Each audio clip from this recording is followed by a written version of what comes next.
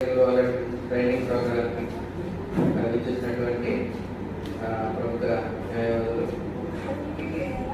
రాజు గారు, అలాగే తోటి సహచార న్యాయవాదులు వెంకటేశ్వరరావు గారు, అందరికీ ధన్యవాదాలు. అలా వాలంటీర్ ఈ స్టేక్ హోల్డర్స్ అందరూ కూడా నమస్కారం.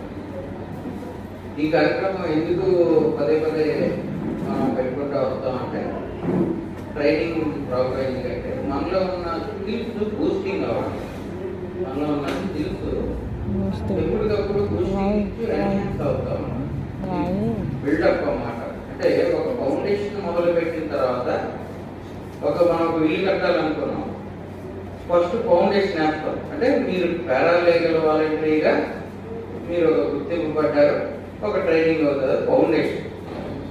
ఈ ఫౌండేషన్ అయిన తర్వాత మనం ఏం చేస్తాం, పిల్లర్స్ వేస్తాం. ఇల్లు ఎలా కట్టుకుంటాం, పిల్లర్స్ వేస్తాం. పిల్లర్స్ వేసాక ఒక స్లాబ్ వేస్తాం, ఒక ఫ్లోర్. సీనియారిటీ ఎలా పెరిగిపోతే అంటే రోజులు అయ్యేది ఇంకొక ఫ్లోర్ వేస్తాం.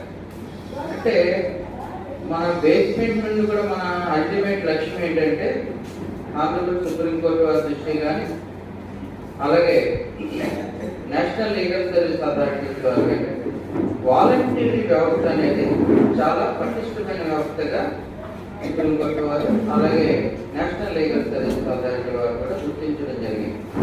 ఎందుకు వాలంటీర్స్ వ్యవస్థను ఎందుకు బలోపేతం చేయాలని కానీ, ఎందుకంటే వ్యవస్థలో అందరూ ఆయా ఉద్యోగాలు జీతాలకు వాళ్ళ వృద్ధి కోసం చేస్తారు.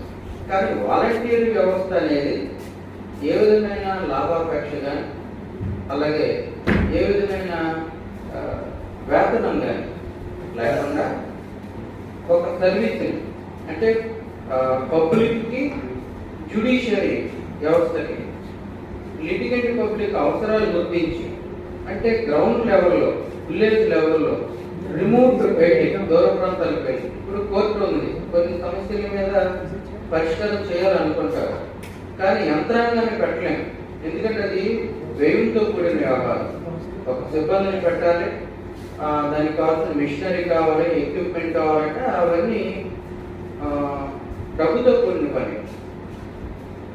మరి అట్లాంటి సందర్భంలో వాలంటీర్ అనే ఆ పోస్టు, వాలంటీర్ అనే వ్యక్తి తను ఏ విధమైన జీతం కూడా లేకుండా ఈ విషయాన్ని సేకరించి, విషయాన్ని పరిశీలించి, పరిశోధించి ఈ న్యాయ వ్యవస్థ ముందుకు తీసుకురావడం అనే దాంట్లో ఒకే ఒక